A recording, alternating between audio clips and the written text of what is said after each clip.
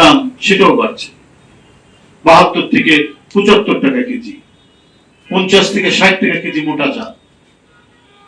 তো এটা তো যদি এরকমই চলে, কারণ আমরা জানতে পারছি যে মিল মালিকরা, তারা চালের মিলের মালিকরা, চালের কলের মালিকরা তারা নাকি মিল বন্ধ রেখেছে, মিল বন্ধ করেছে, এটা আসছে না। তো মানুষের যে প্রধান খাদ্যদ্রব্য প্রধান সেটা হলো চাল। তো সেটা যদি সাধারণ মানুষ, নিম্ন আয়ের মানুষ, মধ্যম আয়ের মানুষের সাধ্যের বাইরে চলে যায়, তাদের ক্রয় ক্ষমতার বাইরে চলে যায়, তাহলে তো শহীদদের স্বপ্ন বাস্তবায়ন হবে না।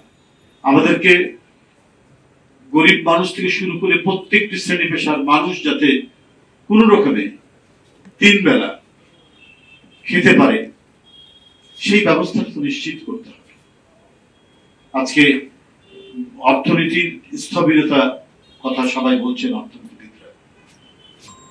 এখানে বিভিন্ন নিত্য প্রয়োজনীয় জিনিসের দাম বাড়ছে, যদিও অনেক কিছু শক্ত ভূমিকা পদক্ষেপের কারণে মূল্যস্ফীতি কিছুটা কমেছে, কিন্তু বিনিয়োগ তো হচ্ছে না।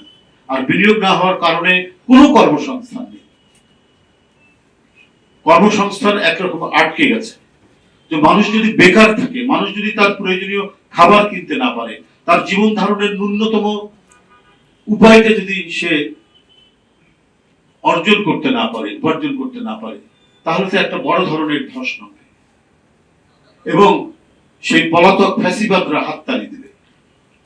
সুতরাং আমাদেরকে সামগ্রিক দেশ, জাতি এবং তাদের বেঁচে থাকা, তাদের জীবনযাপন এবং একটু উন্নততর সুখী বাংলাদেশ গড়ে তোলার জন্য আমাদের প্রচেষ্টা নিতে হবে।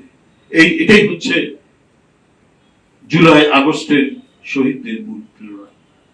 এটা যেন আর লুটেরাদের খপ্পরে না পড়ে, এটা যেন টাকা পাচারকারীদের খপ্পরে না পড়ে, যারা ব্যাংক শূন্য করে দিয়েছে, লোপাট করেছে, তাদের খপ্পরে আর না পড়ে।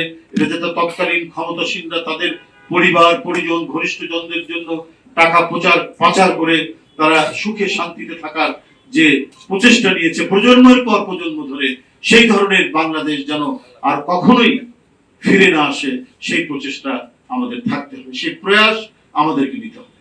এই দেশ, এই দেশবাসী, এই দেশ এই জনগণের স্বার্থকে সর্বোচ্চ অগ্রাধিকার দিয়েই আমাদেরকে কাজ করে যেতে হবে। এই জন্য যে কোনো বিষয়ে যতই বাদানুবাদ থাকুক, বোন অফ কন্টেনশন যাই থাক, আমাদেরকে কাজ করতে হবে একটা পর্যায়ে এসে জাতীয় স্বার্থে সবাইকে এক থাকতে হবে। যাই হোক, আমি আপনাদের সামনে আবারও আমাদের প্রস্তুতির কথা জানিয়েছি, যাতে আগামী